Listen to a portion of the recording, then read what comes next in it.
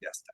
Vamos a iniciar entonces en nombre del Padre, del Hijo, del Espíritu Santo. Padre, del Hijo y Amén. del Espíritu Santo. Amén. Dios te salve María, llena eres de gracia, Eres el de Señor es gracia, el Señor es contigo. contigo. Bendita eres Bendita entre tú eres todas entre las todas las mujeres, mujeres. y bendito es el fruto de tu vientre Jesús. Santa Santa María, María, Madre Madre de de Dios, Dios, ruega por ruega por nosotros los nosotros tus hijos, pecadores, ahora y en ahora la y en hora la de hora nuestra de nuestra muerte. muerte. Amén. Gloria al Padre, gloria al Hijo y gloria al Espíritu Santo, Como era en el como era en un principio, es principio, ahora y ahora y siempre, siempre, por por los los siglos de los siglos de los siglos. siglos. Amén. Amén. Ave María Purísima, sin Sin pecado pecado concebida. concebida. En nombre del Padre, del Hijo, del En nombre del Espíritu Padre, y Santo. del Hijo y del Amén. Espíritu Santo. Amén. Amén. Bueno, entonces vamos a avanzar, ya ahora sí entraremos, digamos, ¿no? Algunos, vamos a ir entresacando algunos elementos importantes que expone Emmanuel Mounier, les dije, este pues, gran filósofo católico del pasado siglo XX, donde se concentra, sobre todo en algunas cartas, en la cuestión del dolor. Y creo que es muy interesante lo que él nos va compartiendo, porque nos ayuda a aterrizar esta cuestión. O sea, entendamos algo de entrada. Somos una sociedad, una cultura que no ve con buenos ojos el dolor o el sufrimiento, ¿no? Que de hecho lo evade, le huye, ¿no? Incluso le rehuye. Hoy sabemos que muchos de los que están a favor, por ejemplo, de la eutanasia, lo hacen basándose justamente en la presencia del dolor, ¿no? Dicen que si un paciente está sufriendo mucho, pues lo mejor es, ¿no?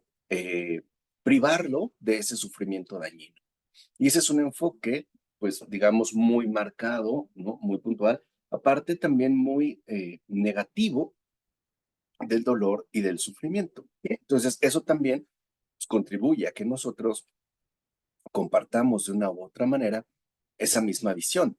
Pero ya dijimos, ¿no? Emmanuel Muñoz está convencido que de la forma en la que nosotros asumimos el sufrimiento, también se involucra una visión global de la vida, de la propia existencia, porque es algo que nos sale al encuentro, ¿no? Es algo que al final, pues nos desborda.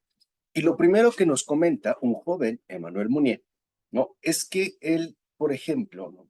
Dice que ve a un amigo de él, George Barthélemy, y que lo acaba de ver, dice, acabo de ver a este pobre amigo, ¿no? Y es horroroso encontrarle en este estado 15 días después de haberlo visto vivo.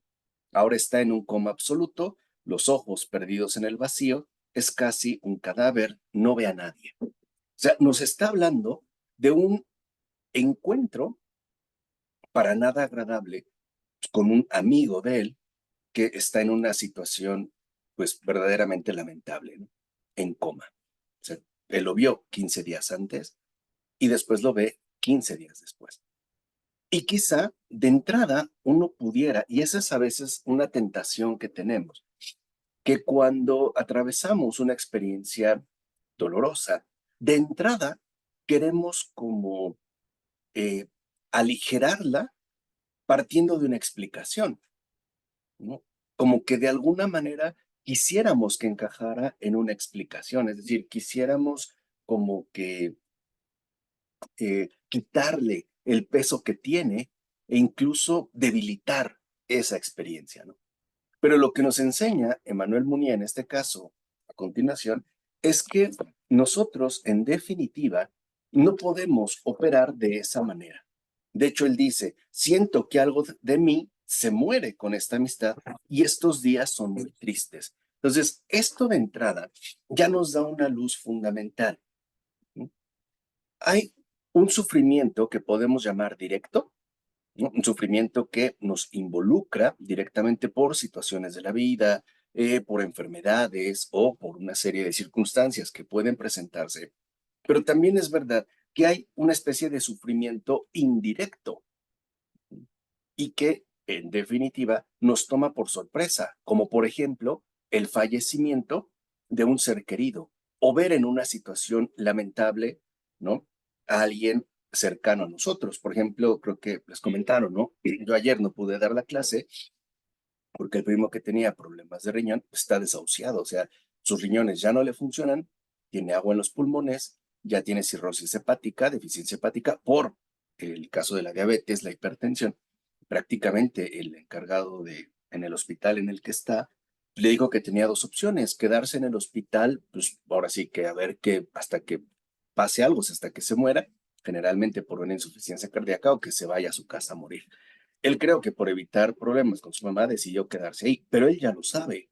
Entonces, cuando uno ve a un ser humano, ¿no?, en esa situación, lo primero que ocurre, y eso es lo que nos enseña Manuel Munier, ¿no?, es que este tipo de afectaciones son reales. O sea, un sufrimiento indirecto también nos perjudica. Y cuando muere algo importante o alguien importante para nosotros, también algo muere en nosotros. ¿De acuerdo? O sea, no podemos pasar inmunes ante una situación de ese tipo. Y como dice Munier, además, justo por esa situación, estos días son muy tristes. Y esto creo que es muy importante, porque también nosotros atravesaremos días o momentos muy tristes. Y eso a veces nos puede como alertar, porque, o nos puede llegar como a inquietar, porque podemos llegar a considerar que debemos mantener una especie de postura, ¿no?, que no cambia pase lo que pase. Y no es así. O sea, en la vida humana, ¿no?, los acontecimientos, las circunstancias y, de manera muy puntual, nuestra situación de vida, ¿no?, nos llevará a veces por momentos que en definitiva pues no son agradables.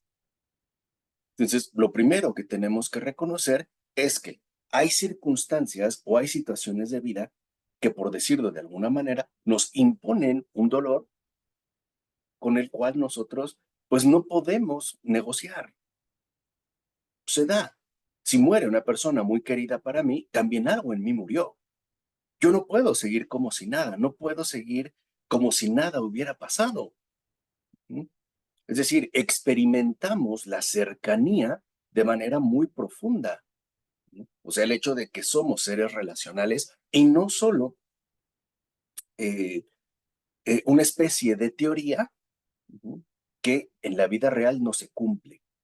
O sea, un poco lo que debemos entender es que muchas de nuestras teorías elaboradas, incluso como creyentes, pues no corresponden con la realidad misma de las cosas, ¿no? O sea, sería, por ejemplo, muy raro que un creyente, o en este caso muy puntual, un católico, experimentara una muerte importante, a lo mejor de algún ser querido, y estuviera como si nada, ¿no? Creo que en lugar de verlo como algo admirable, pues lo veríamos como algo sospechoso, ¿no? Entonces, también no podemos olvidar que somos seres sintientes. O sea, somos seres que sienten y que muchas veces no podemos determinar qué estoy sintiendo. Y no tengo, en definitiva, que alarmarme por estas situaciones que pueden llegar a presentarse. Es decir, puede haber momentos o ocasiones en las que me sienta triste o incluso muy triste. Perfecto. No pasa nada. No tengo por qué intentar cambiar mi situación y mucho menos, ¿no?, de una especie de manera artificial o forzada. Ujú. No espantarse. Eso es lo primero que debemos de entender. Puede haber, dadas las circunstancias, momentos, repito, en los que yo me encuentre triste o decaído, pero eso forma parte de mi experiencia global de vida. ¿Por qué? Porque justo lo que denuncia Munier es que muchas veces nos han dado una teoría que, repito, no se cumple en nuestra vida ordinaria, ¿no? Especialmente, y en este caso muy puntual, como creyentes, ¿no? Por ejemplo, en otra carta vuelve a decir Munier: mi jornada de hoy ha sido bastante agitada y triste. Es decir, también nuestra vida tendrá días tristes, tendrá momentos tristes, agitados, incluso puede ser que experimentemos y de manera intensa un cúmulo de fatigas interiores que nos rebasan y que podemos llegar a experimentar como algo aplastante. Es decir, esta es la realidad del alma humana. Nosotros no somos, para que nos quede claro, no somos actores que fingen una especie de alegría inalterable. No tenemos que actuar. No tengo por qué ponerme ponerme la máscara de una persona que no se ve afectada por los sucesos, las circunstancias o, en definitiva, por lo que ocurre en mi vida. Ciertamente tengo fe en Dios, pero el peso de la realidad no se anula. O sea, cuando uno atraviesa un problema, es lo que quiero que entiendan, ¿no? O una dificultad. Ok, en fe confiamos en el Señor, pero eso no le quita su realismo dramático a lo que estoy experimentando. Es decir, en pocas palabras, ¿no? Lo que vivimos, en definitiva, pues no es un juego. Hay jornadas. Y muchas veces como creyentes quisiéramos actuar como mundanos, o sea, mundanos en el sentido de que son una especie de personajes entrenados para manifestar o mostrar, especialmente ante los demás, una cara ya, ya elaborada. Siempre a todo le queremos dar buena cara. Pensemos en el caso, ¿no? Humano inmediato. No sé en Colombia, no sé en Chile, o en Perú, pero en México es muy común que si encuentras a una persona que incluso no has visto en un tiempo y empiezas a hacer las preguntas, ¿cómo estás? La respuesta siempre es bien. ¿Cómo te ha ido? Bien. ¿Cómo está la familia? Bien. ¿Cómo está todo? Bien. Y dan ganas de decirle, pues recuérdaselo a tu cara porque no se ha enterado. Todo siempre está bien, ¿no? Todo está bien, muy bien. Incluso podríamos decir, oye, ¿y cómo está tu relación con Dios? No, bien, excelente, ¿no? Todo bien, todo bien, todo bien. Esa es la mundanidad. Es decir, adoptamos ciertos hábitos, ¿no? Como posturas mecánicas que asumimos muchas veces sin cuestionar. Es raro que alguien te pregunte, oye, ¿cómo estás? Mal. ¿Cómo te sientes? Mal. ¿Cómo está tu relación con Jesús? Peor que nunca, por ejemplo. Esto es parte también del dramatismo, ¿no? O sea, digamos, del propio dramatismo de la vida. A veces, en definitiva, la vida, seamos sinceros, y creo que lo hemos experimentado de una u otra manera y en mayor o menor medida, a veces la vida es pesada, se hace muy pesada. ¿No? A veces parece que tenemos una avalancha de acontecimientos que en definitiva pues, nos aplastan, ¿no? Y yo creo que en esos casos, ¿no? Lo que tenemos que hacer es, aquí sí, reconocer con sencillez lo que nos está ocurriendo y no temer experimentarlo. Es decir, me siento mal, estoy decaído. No tengo por qué negarlo, dice Manuel Muñé. Desde hace 2 o 3 días siento como si despertara todo lo que el tiempo había podido adormecer y me vuelvo a encontrar ante esta joven vida que se ha apagado. Él es joven. Es decir, y de repente nos sentimos reanimados, ¿no? Dice, reconozco que nuestra amistad, está hablando de su amigo, ¿no? Que sigue en coma, sonreía al futuro, pero al mismo tiempo, ¿no? Experimento el vacío que deja su partida y la amargura de estar sin un amigo a los 22 años. ¿Qué destaca aquí? Que también uno puede experimentar amargura, o sea, que somos sintientes y que por lo tanto también somos dolientes, o sea, somos susceptibles de experimentar dolor. Y en definitiva, de experimentar malestar con la amargura que tiene. Y esto, vuelvo a repetir, ¿no? No es algo que nosotros debemos intentar acomodar o maquillar para presentarlo de otro modo. No, tenemos que reconocer que en definitiva, ¿no? La vida es pesada. Si no, el Señor nunca hubiera dicho, todos, ¿no? Los que estén cansados y agobiados por la carga, ¿no? Vengan a mí. O sea, ¿qué quiere decir? Que es normal experimentar cansancio y agobio, sí. Incluso es normal tener jornadas difíciles. Incluso es normal experimentar momentos de tristeza, ojo, siempre respaldadas por una situación objetiva. Ahí sí, lo que no es normal es tener un estado de tristeza sin una razón objetiva. Eso no. ¿Se entiende? Eso no. O sea, si parece que en mi vida no está ocurriendo nada para conducirme a un estado de abatimiento o de tristeza y yo la experimento, eso no es normal. Eso sí no lo puedo permitir. Eso sí no.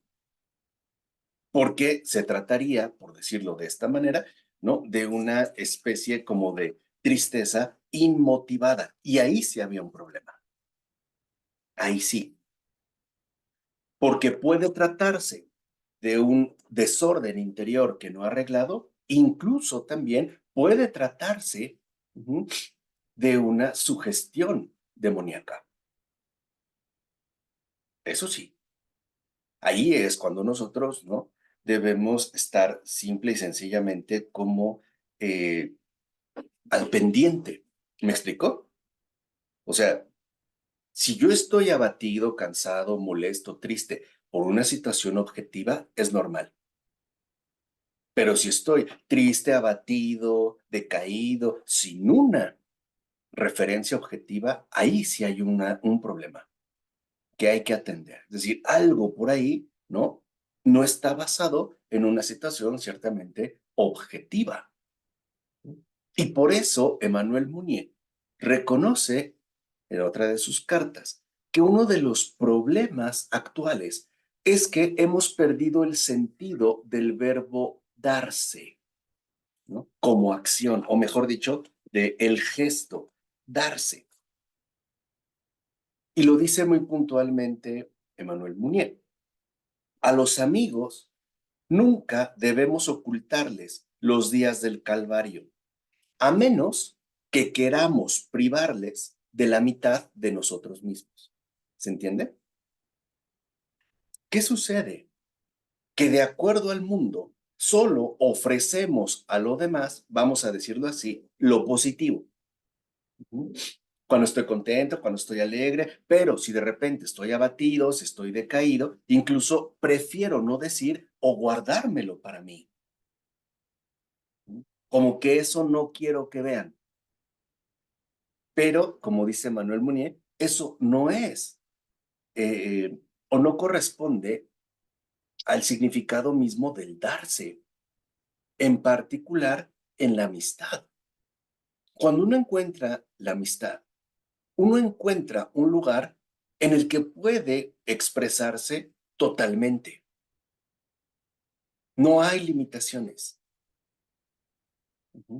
Porque también en eso, y seamos sinceros, nos hemos vuelto extremadamente limitados. A ver, lo que quiero decir es muy puntual.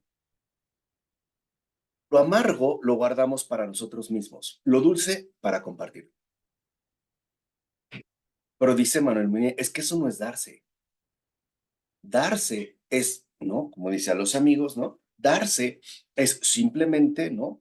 Exponerse tal y como uno se encuentra, sin privarle al otro de esos días de calvario. O no me van a decir que, por ejemplo, el calvario de Jesús fue una fiesta, ¿verdad? No se estaba riendo, no se estaba carcajeando. Y él también, yo les pregunto, ¿no el propio Jesús nos comparte su dolor o lo ocultó? O sea, ¿sufrió en privado? No. Nos compartió su bondad, sus milagros, también su dolor. Y eso es también lo que nosotros estamos llamados a hacer ante Dios o con Dios y con los demás. Esa es la amistad. Es decir, en la amistad uno no solo comparte lo bueno, también lo malo, porque lo hay. Porque lo hay. Dime, Paola. Gracias, profesor. No, espero que no se escuche mucho ruido porque aquí está haciendo muchísimo calor. y ahí está el ventilador prendido. Es verdad lo que dice, pero bueno, al menos yo lo veo de la parte mía y de mis traumas, ¿no?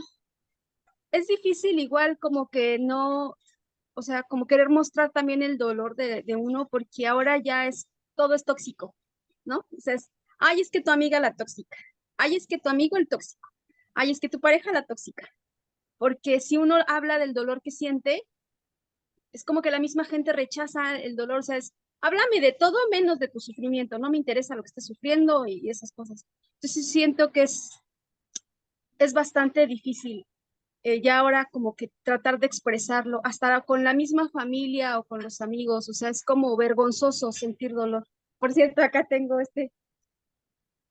Qué bueno. que hace mucho que me lo dejó leer, pero lo leí una parte, pero después lo dejé porque está un poquito pesado para mí, de hecho me hace llorar. Entonces, pero lo tomé y dije, no, lo voy a leer, ya lo tengo ahí. Ya casi lo acabo. Ah, qué bueno. Pues lo tienes que releer con más entereza, ¿no? Pero fíjate, esto que dices es justo lo que comentamos. Por eso yo comencé señalando la situación social en la que nos encontramos. Es decir, en la situación social o en el mundo en el que vivimos actualmente, el dolor no está bien visto y el sufrimiento no es bien recibido. Eso nos ha llevado, ¿no?, a dividir nuestra vida en dos partes. La parte buena que ofrecemos a los demás y la parte mala, amarga, que nos tragamos nosotros solos. Esto significa que entonces no somos una sociedad que cultiva la amistad. Es una sociedad selectiva que solo te acepta lo positivo. Lo negativo, no. Ok, yo lo puedo entender como un criterio del mundo, pero no como un gesto cristiano. Eso es lo que quiero que entiendan. Porque al parar, dime, Hilda, dime.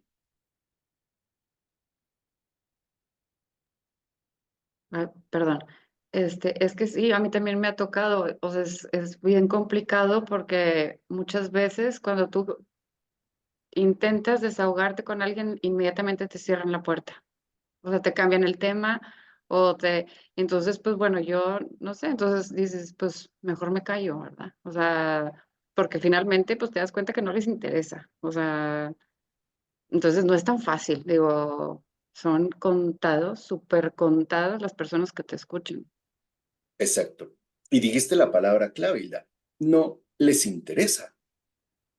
Y ese desinterés con respecto, digamos, ¿no?, a la parte dolorosa de nuestra existencia, nos ha hecho llevar o asumir una vida dividida. Ujú. Ese es el problema. Eso es también lo que está exponiendo Manuel Muñiz. Es decir, no es posible que yo me reúna con amigos para festejar, pero no pueda reunirme con amigos para desahogarme y encontrar consuelo. Entonces, primera gran lección en la cuestión del dolor. El dolor es dolor.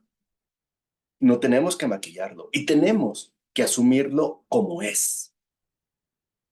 Porque hoy queremos, ¿no?, adelantarnos siempre al solucionismo. Por ejemplo, me estoy sintiendo muy mal y vienen los típicos comentarios que vimos en el cómo hablar de Dios hoy, que ya entendieron que es como no hablar de Dios hoy. De, no te preocupes, todo va a salir bien, ten fe, Dios te va a ayudar, y dan ganas de darles una cachetada doble, ¿no?, de decirle literalmente, cállate el hocico. ¿Por qué? Porque el dolor merece respeto. Eso es lo que quiero decir. El dolor también se toma en serio. Eso es a lo que yo me refiero. No es un juego de palabras, no es un truco verbal. El dolor es dolor. Y el dolor también merece tomarse en serio y darle el lugar que le corresponde. Esto es bien importante que lo tengamos en cuenta. Porque, fíjense, nada más levantando nuestra manita, ¿quién de aquí no ha llorado a solas muchas de sus penas? ¿Lo ven? Bueno, menos la hermana también. Yo dije, ella no, porque ella tiene así comunidad de Pojaco que la respalda. Sí, cómo no. ¿no? Sí, o sea, pero ¿qué es lo que sucede? O sea, entendamos lo que estamos viendo. Eso no es humano, no es normal y peor aún, no es cristiano. El Señor, por ejemplo, no nos invita muchas veces a borrar el dolor, nos invita a consolar a los afligidos. Por ejemplo, cuando pronunciamos esa advocación que a mí me conmueve mucho de la Virgen María, ¿no? Consuelo de los afligidos. ¿Por qué nos consuela? Porque nos toma en serio como afligidos, se toma en serio mi aflicción. ¿Quién ha llegado buscando consuelo en la oración y ha escuchado palabras como, no te preocupes, todo va a estar bien? O sea, es tanto como si te dijeran, ¿no? Tu dolor no es dolor, o sea, no vale la pena tomarle en serio. Y esto nos desgarra todavía más. A eso me refiero, ¿no? A entender que somos seres sufrientes y por eso no podemos privarnos, mucho menos en la amistad, de aquello que en efecto, ¿no? Nos conforta. Entonces, no podemos también como cristianos evadir el dolor. Si el dolor se presenta en carne propia o en mi prójimo, tengo que tomarlo en serio, porque no todas las jornadas, ¿no? Son lindas y no todos compartimos siempre una misma experiencia de vida. Incluso hasta Santa Teresa de Lisieux o Santa Teresita del Niño Jesús, ¿no? La muy amada de Dios, decía, ¿no? Mi esposo me ofreció un lecho de rosas, pero me acosté y también llevan espinas. O sea, no todo es así. O sea, eso es lo que quiero que entendamos. ¿Sí? Que una, nuestra vida humana no es fácil. Dos, nuestra vida humana también tiene sus momentos dolorosos. Y tres, esos momentos dolorosos, lo único que requieren no es solución, es solidaridad. Sabemos que un dolor no nos lo van a quitar precisamente, pero cuando alguien se toma en serio mi dolor, hay alivio, porque no me siento rechazado o criticado o muchas veces burlado o incluso evadido, ¿no? Como dice, lo decía muy bien Hilda, ¿no? Te cierran la puerta. Claro, porque no les interesa, porque esa es la mentalidad del mundo, ¿no? Hoy hay frases que a mí me parecen tan tontas como, pues yo ya nada más quiero lo que me sume, ¿no? No lo que me reste, ¿no? O sea, a ver, ¿en qué me beneficia? Si algo me afecta, lo hago a un lado. Ok, eso lo puedo entender dentro de la locura del mundo, pero en definitiva, ¿no? Pues no es algo precisamente cristiano y por eso nosotros tampoco lo podemos eh, conservar, ¿no? Ese es el primer paso. Es decir, mirar y aceptar las cosas como son. Ese es el primer paso. No podemos evadirlo. Porque también dice, ¿no? Emmanuel Munier, dice, algunas veces podemos ser felices de una manera bastante simple, pero no somos los que buscan una especie de felicidad fabricada que se mantiene a toda costa. Ese es el optimismo, ¿no? El optimismo es, te sientes muy mal, pero no, todo está bien, échale ganas, ¿no? Todo está de maravilla. No, no es verdad. No está de maravilla. Podemos pensar en Jesús cuando lo están clavando en la cruz, gime, o sea, no es un juego. No está muerto de la risa, ¿verdad? No le estaban, cuando lo flagelaron atado a la columna, no le estaban haciendo cosquillas. Y duele en serio. Pero, dice Munier, a diferencia de muchos, nosotros como creyentes no somos de los que esperan la felicidad de los puros acontecimientos. ¿Qué significa? Es decir, a veces pensamos que si sucediera tal o cual cosa o si ocurriera esto o aquello, yo estaría feliz. dice Manuel Munier. Nosotros no somos de esos. ¿Por qué? Porque, en definitiva, ¿no?, sabemos que los acontecimientos no son aquello que respalda o que sostiene nuestra propia interesa. Eso es algo que nosotros, en efecto, podemos, ¿no? Por ejemplo, dice, un día u otro tenemos que aceptar o querer esa conversión profunda que tenemos que hacer en tanto cristianos hereditarios, ¿no? Y en primer lugar, dice, ¿no?, esa conversión implica no negar todos los hallazgos que voy encontrando a lo largo de mi vida. Vamos a decirlo así, alegrías y dolores, hasta llegar sin rechazar a las incómodas fecundidades del sufrimiento. Y ahí ya estamos un paso más adelante.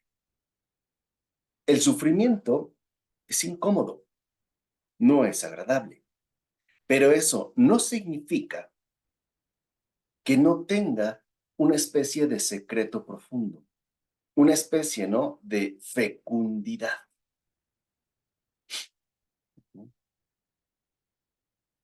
Es decir, el sufrimiento no es inútil.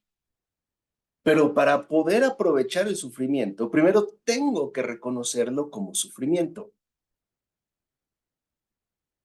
Porque si yo lo desvirtúo, si yo lo revuelvo, si yo en definitiva lo maquillo, pues no le voy a sacar ningún tipo de provecho. Y por eso Manuel Munier dirá que incluso es necesario muchas veces a través de las monotonías de la vida, ¿no?, poder acceder a esas tristezas transfiguradas. Y creo que la expresión es muy fuerte. Tristezas transfiguradas. ¿Qué quiere decir? De fondo.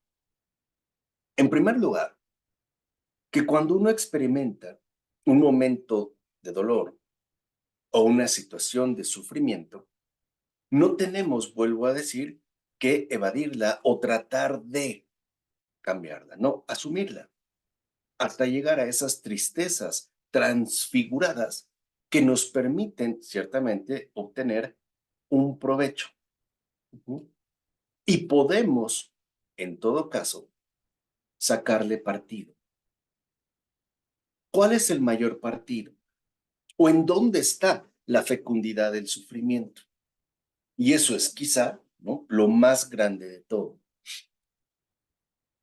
Cuando uno sufre, cuando uno tiene un malestar, cuando uno lleva un dolor, digamos que nuestra reacción inmediata es hacerlo muy propio. O sea, como que me apropio del dolor que estoy experimentando y lo hago muy mío. Me lo apodero, me lo quedo. O sea, como que literalmente, ¿no?, lo absorbo por completo. Y digo, al final, este dolor es mío o este sufrimiento es mío. Pero la verdad es que no es así. Porque nosotros, gracias a Jesús, sabemos que todo sufrimiento o malestar puede ser ofrecido. Esto significa que incluso renuncio a algo que en mi vida puede ser muy intenso, pero no me lo quedo. ¿Se entiende lo que quiero decir? Cuando te dicen ofrécelo, a eso se refiere, es decir, renuncia a ti mismo. Y el Señor fue claro, el que quiera venir a mí, renuncie primero a sí mismo, incluso en los momentos dolorosos. Y eso nos cuesta mucho trabajo. ¿Por qué? Porque una experiencia dolorosa o una experiencia sufriente, ¿no?, se introduce muy profundo en el alma. Y tanto, ¿no?, nos puede impactar, acuérdense del impacto del que habla Munier, que puedo llegar a convencerme de que ese sufrimiento solo me pertenece a mí y no estoy dispuesto a renunciar a ello, por el peso a lo mejor que ha tenido en mi vida. Por ejemplo, no sé si han conocido personas que han llevado un duelo muchos años, muchísimos años. Y uno se pregunta, ¿por qué? Como decimos, ¿por masoquistas? No, simple y sencillamente porque no están dispuestas a renunciar a esto que les ha afectado tanto. El sufrimiento es tan o puede ser tan intenso que se vuelve una especie de segunda piel,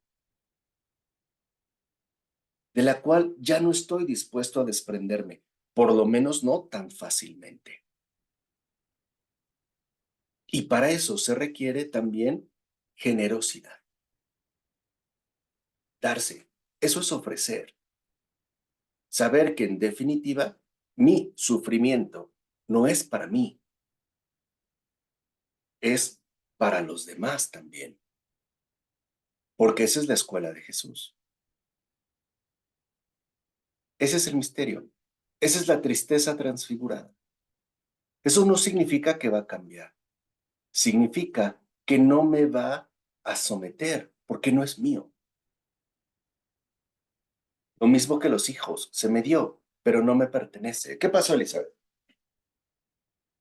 Y, profesor, ¿qué pasa en el caso de cuando uno tiene un sufrimiento y lo calla para no hacer sufrir a su familia, ni a su esposo, ni a sus hijos? Lo calla. Ok. Primero, objetivamente, ¿no? Voy a hablar objetivamente. Ahí hay como una falta de cercanía y solidaridad en el propio núcleo familiar.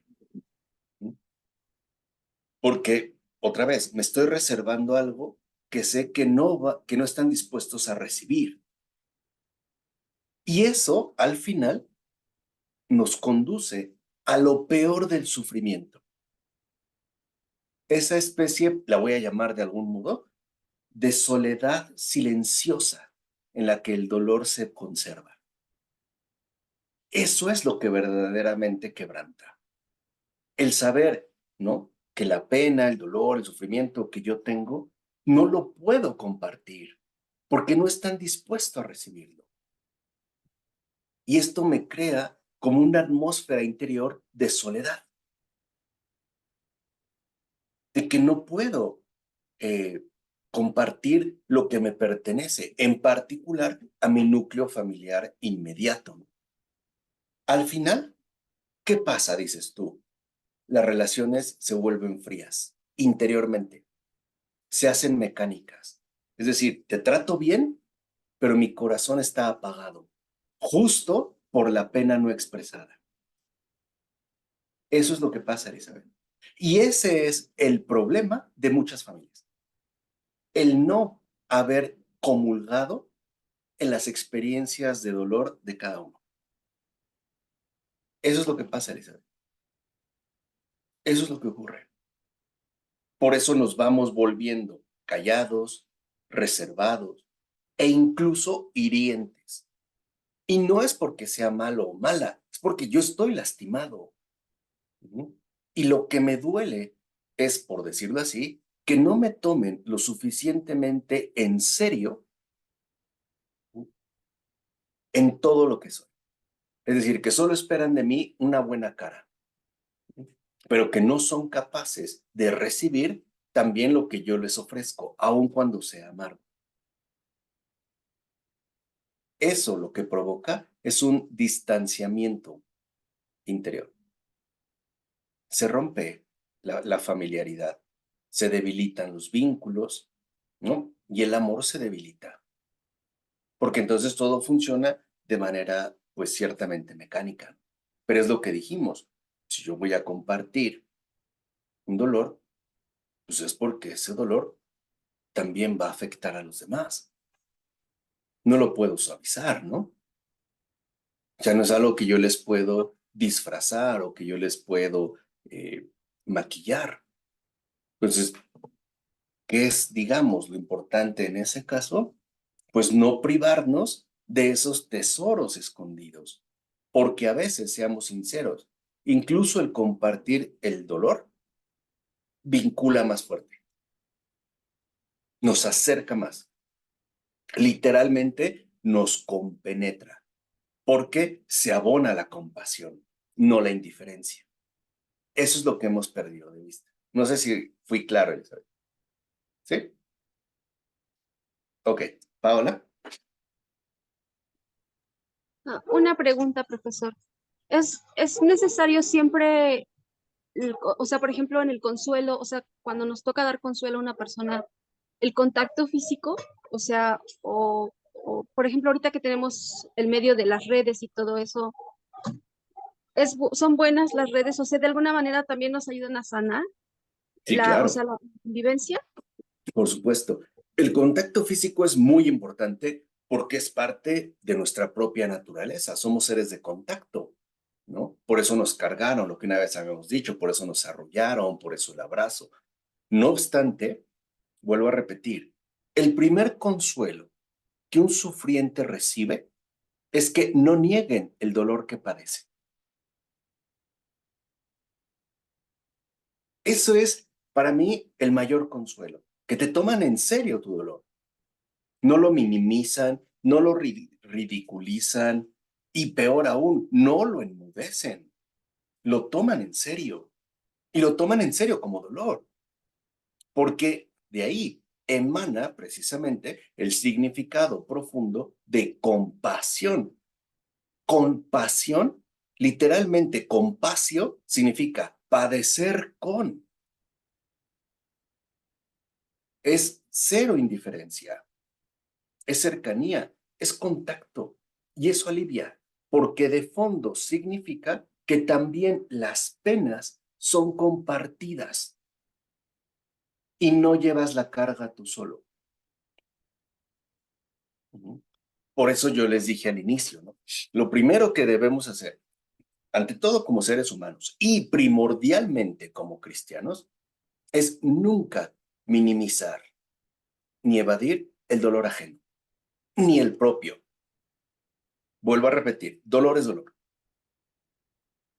Cuando mi dolor se recibe como dolor, se vuelve un dolor compartido, porque entonces lo que impera en ese caso es precisamente la compasión. El grave problema es que el mundo contemporáneo no es algo que fomenta, de hecho, es algo que rechaza y que juzga con dureza. Si, por ejemplo, hay una reunión familiar y uno llega decaído, hasta te pueden decir, uy, mejor no hubieras venido. Mejor te hubieras quedado en tu casa y cuando estuvieras de mejor humor, pues entonces vuelves, ¿no? ¿Por qué? Porque al parecer, y ese es un problema, solo queremos lo bueno, no lo malo. Y como el sufrimiento lo hemos catalogado de algo malo, pues entonces se vuelve algo igualmente, ¿no? Inaceptable. Entonces, lo primero es el reconocimiento del dolor como dolor. Si yo veo a una persona quebrantada, pues acepto, reconozco, ¿no? Su quebranto. No estoy pensando en la recuperación. Esto se ve con los enfermos terminales. Por ejemplo, hay una gran, en paz descanse, una gran terapeuta que se dedicó al estudio de los moribundos. Yo ya les había recomendado su lectura, que se llama Elizabeth Kubler-Ross. Les voy a escribir en el chat el, el nombre.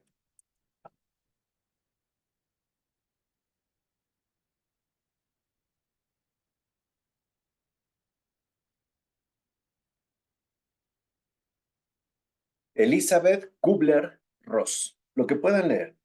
Ella, por ejemplo, ¿no? Estuvo más de 50 años de su vida acompañando a moribundos, personas que estaban en estado terminal y que en efecto, ¿no? Estaban ya para morir. De hecho, sus últimos años lo pasó con niños, o sea, especialmente se centró en niños.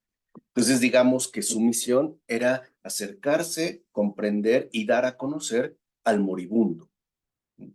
Es decir, el que ya está pues prácticamente a punto de morir, ¿no? O en agonía.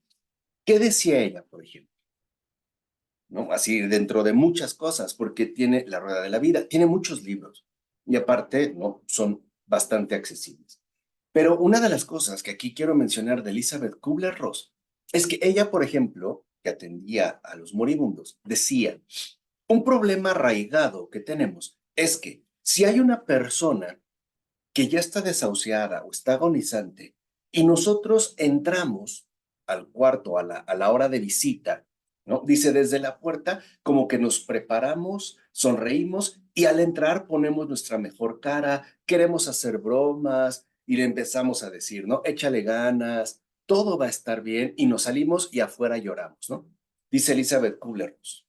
Dice, no nos damos cuenta el enorme daño que estamos haciendo, porque para el moribundo, eso es tanto como no tomar en serio su situación dramática de vida.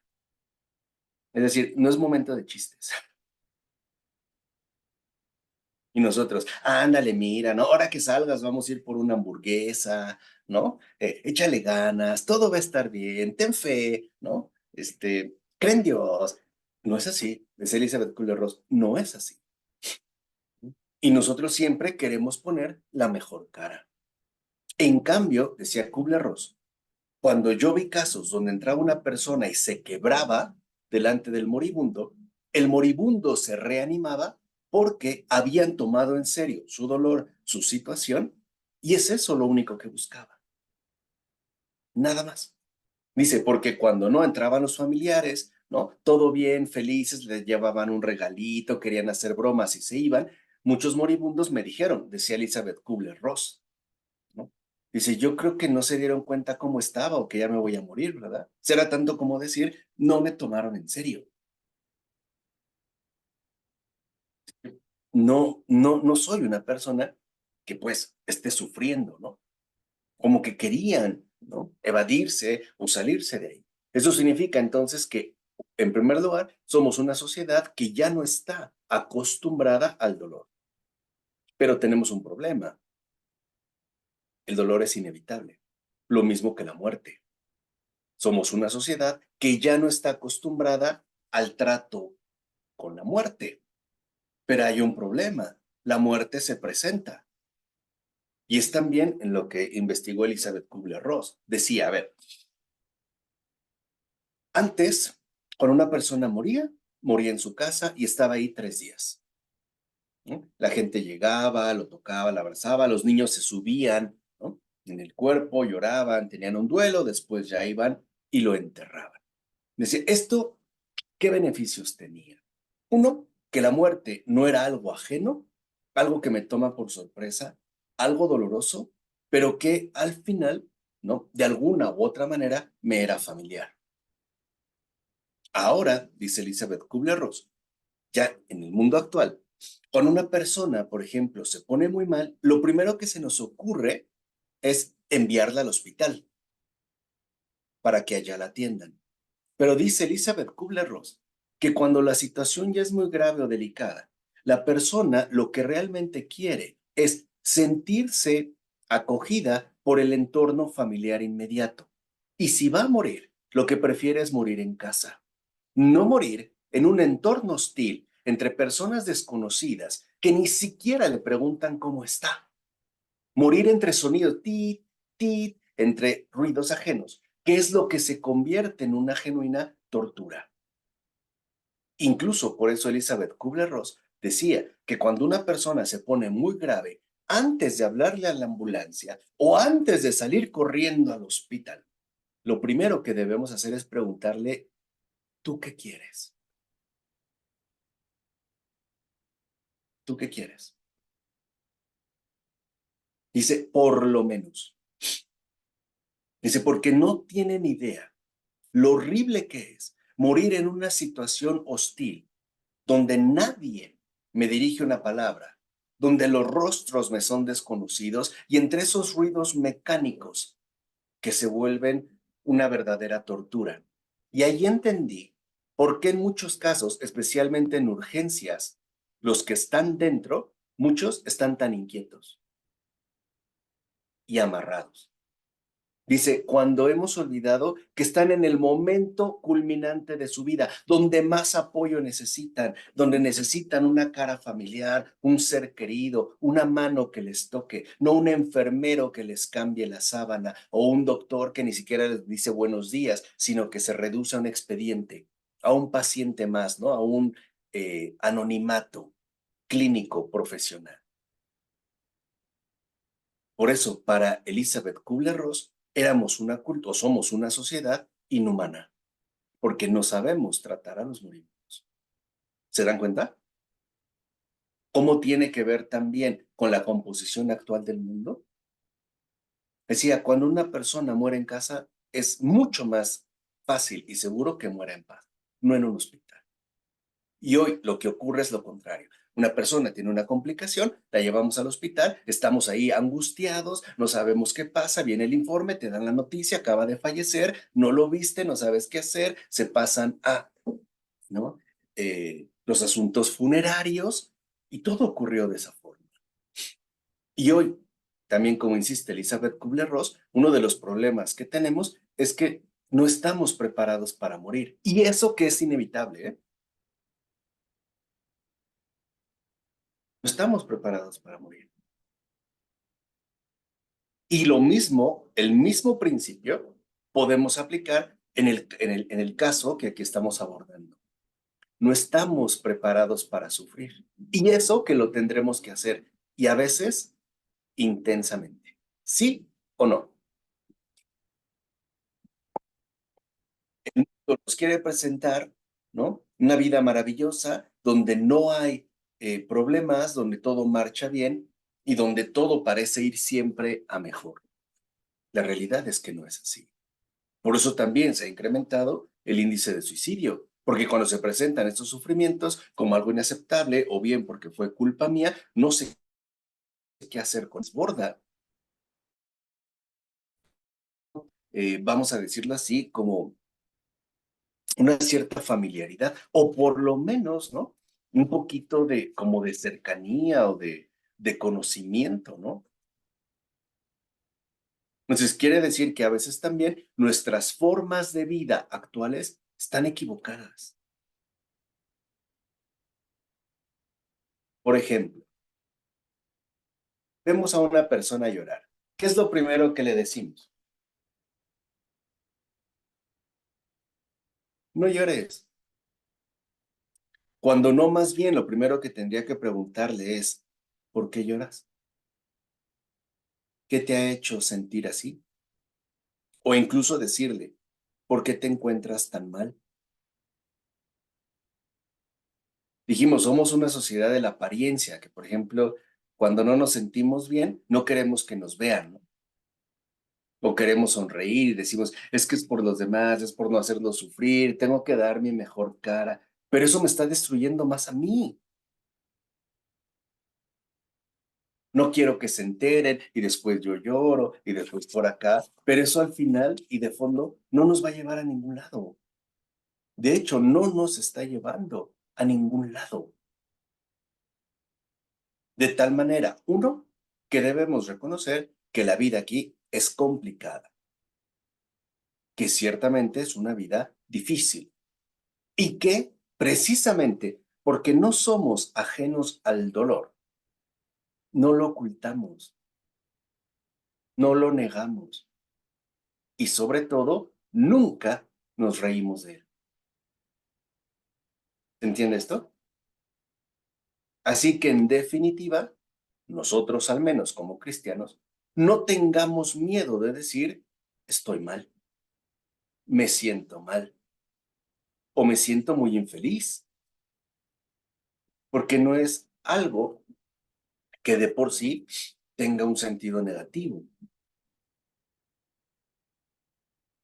No nos privemos, como decía Emmanuel Mounier al principio, ¿no? O no privemos a los demás también pues, de nuestra riqueza plena.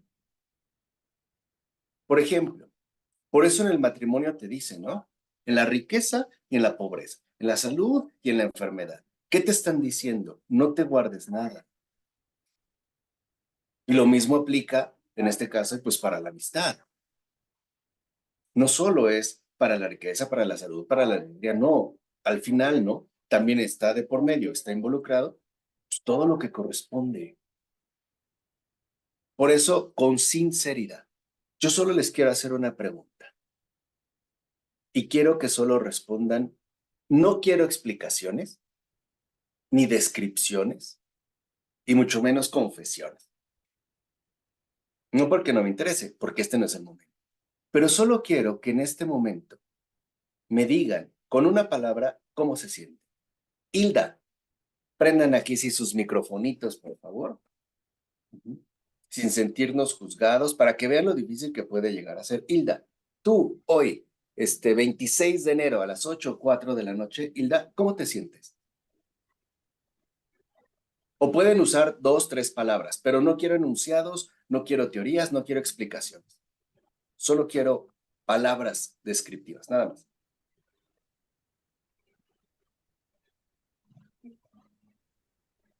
Sola. Ok. ¿Algo más? Ok. Hermana Rocío, ¿cómo te sientes? Triste. Triste. Olivia, ¿cómo te sientes? Descansada. ¿Descansada o descansada? Descansada. Descansada. Ok. Elizabeth, ¿cómo te sientes? Profesor, voy a decir una palabra. Me siento transparente, como si no existiera para mis hijos. Ok. Paola, ¿cómo te sientes? Triste. Triste. Clara Basto, ¿cómo te sientes?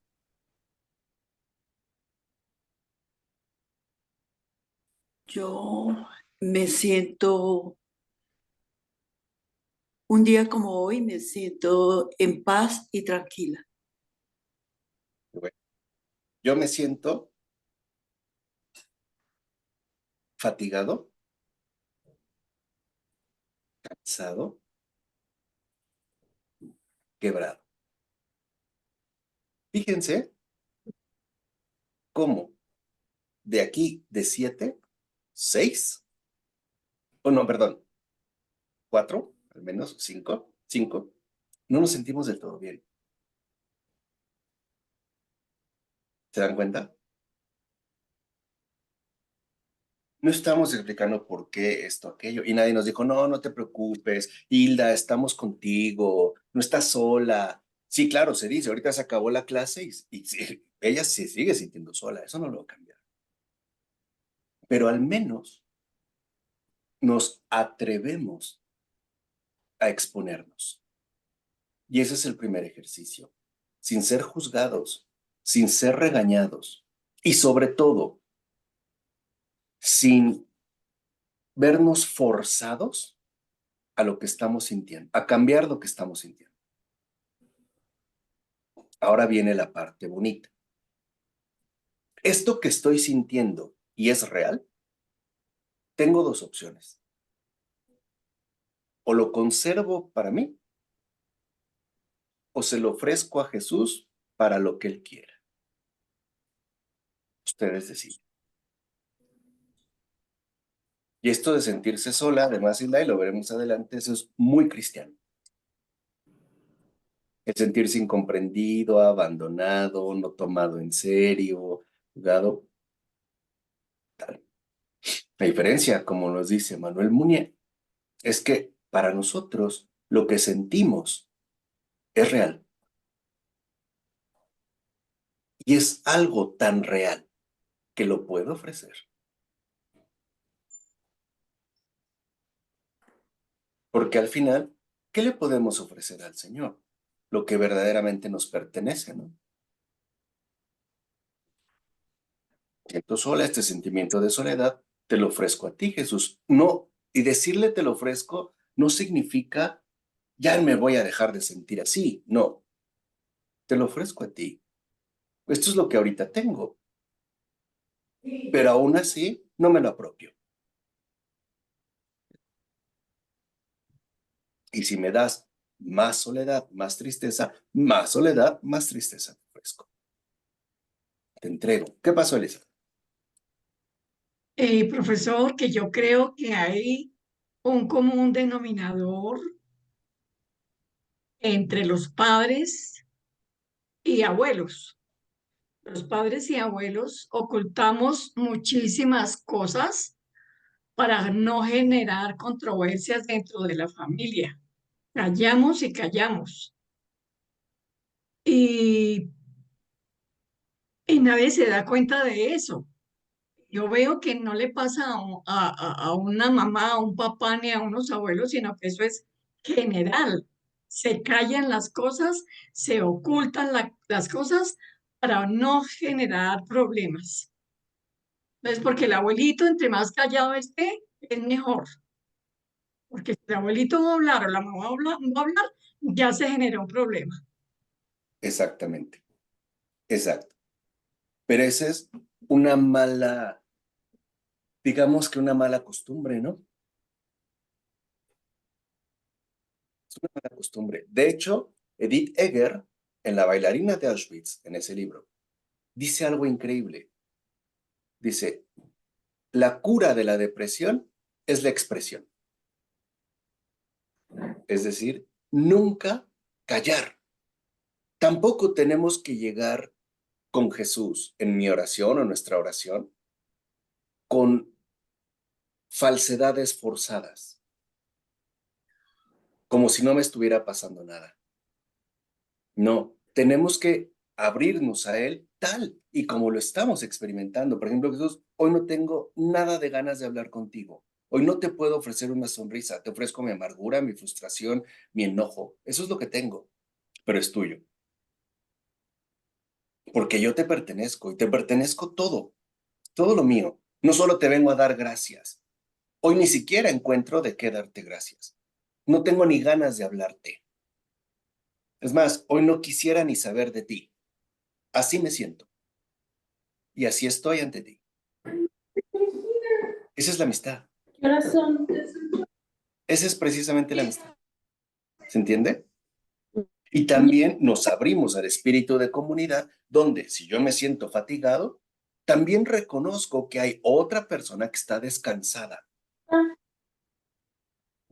Ok. O hay otra persona que puede tener una serenidad y una paz, ¿no? No un agobio, no una molestia o no una afectación.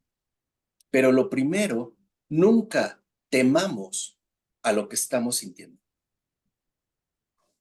Y aquí les voy a dar una regla de vida y verán, aquí sí, experimentarán milagros. Si sienten tristeza, soledad, no sé, fatiga, enojo, nunca evadamos esas emociones. Al contrario, recibámoslas en el amor. ¿Cómo? Muy sencillo. Por ejemplo, me siento sola. Entonces, interiormente cierro mis ojitos y digo, y esto se aplica para todo lo que sienta, nada más va a cambiar la sensación. Y le digo, tú eres soledad, o tú eres tristeza, o tú eres abandono, mi niña soledad, mi niña tristeza, mi niño abandono, mi niño enojo. Yo te conozco, te recibo, eres bienvenido, eres bienvenida, te amo. Y la guerra se acabó. Porque aquí les revelo un secreto. Lo único que quieren las emociones es reconocimiento, no lucha. Eso es aprender a estar en paz con uno mismo. Mi tristeza no se va a ir. La voy a amar. Y la voy a amar aceptándola como tristeza. Y la intensidad se baja. Eso es lo cristiano. ¿Qué pasó, hermana? Es que me estaba acordando de la tarea que nos dejaste, de darle gracias a Dios de 3 cosas que hayamos vivido en la semana, o sea, feas, fatales, que no nos gustaran o tristes o cosas que no puede uno solucionar. Y yo ahorita me estaba acordando de eso, Claro. de que a mí sí me costó mucho esta semana darle gracias a Dios por la enfermedad de un hermano que tengo aquí. Mm, claro, el que sabemos también que tiene esos problemas renales, ¿no? Sí, No lo porque, calles, Rocío. No es una enfermedad genérica. No, otra sí, vez, no rompamos eso. y Por sobre ver todo a mi hermano en una situación tan deteriorada. ver lo que se está acabando y que uno no puede hacer nada.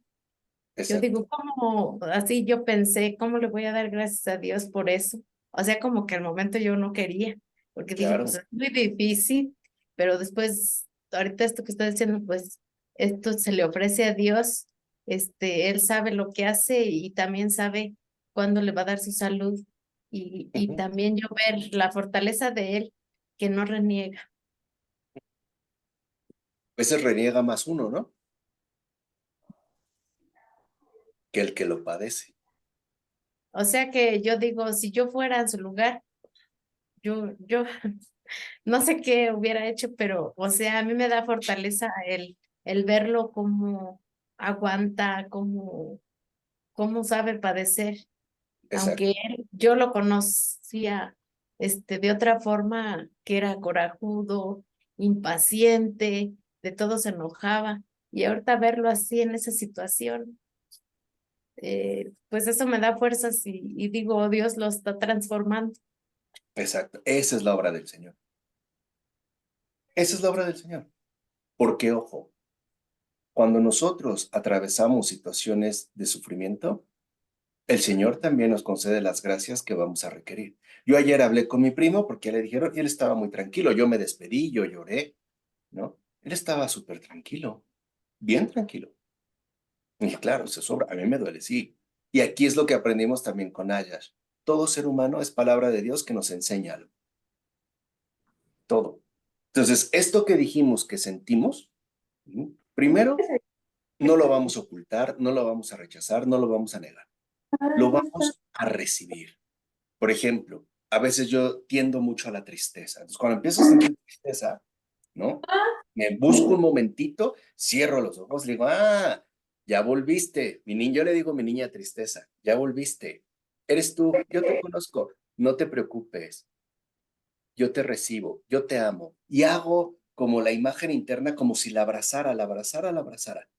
¿Y qué creen?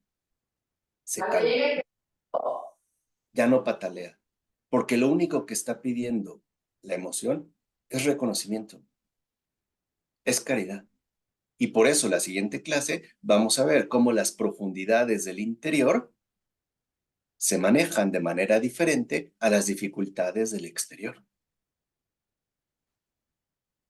Por eso no luchemos con las emociones. Las emociones son poderosas, son intensas. Aceptémoslas, es lo único que quieren. Y verán, la guerra se termina. ¿De acuerdo?